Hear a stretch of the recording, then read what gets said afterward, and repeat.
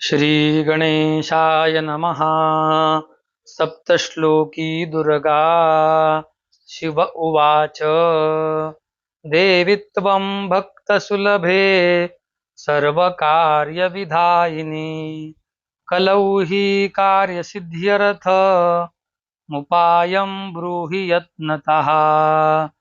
देव्योवाच। शृणुदेव प्रवक्ष्यामि कलौ सर्वेष्टसाधनम्।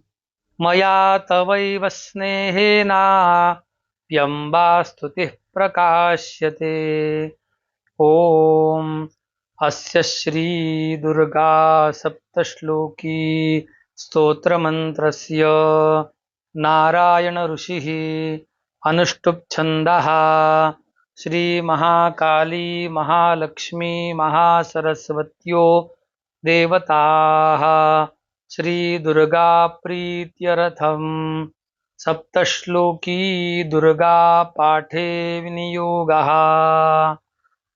ॐ ज्ञानिनामपि चेतांसि देवी भगवती हि सा बलादाकृष्य मोहाय महामाया प्रयच्छति।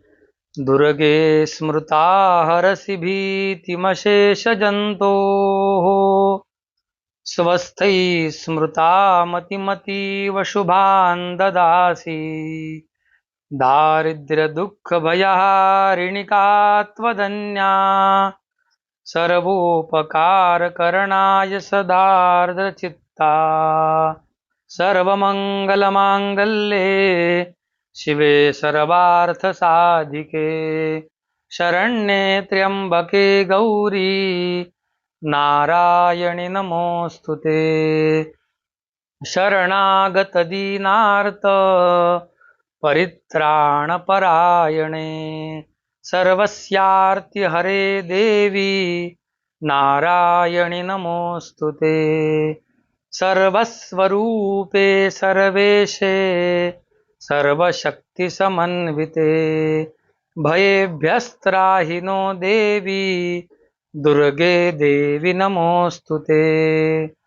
रोगान् शेषानपहंसि तुष्टा रुष्टा तु कामान् सकलानभीष्टान् त्वामाश्रितानान्न विपन्नराणां त्वामाश्रिता ह्याश्रयतां प्रयान्ति।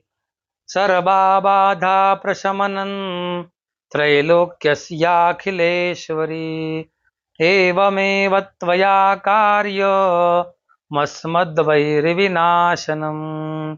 श्री सप्तश्लोकी दुर्गा तत्सद्दुर्गार्पणमस्तु।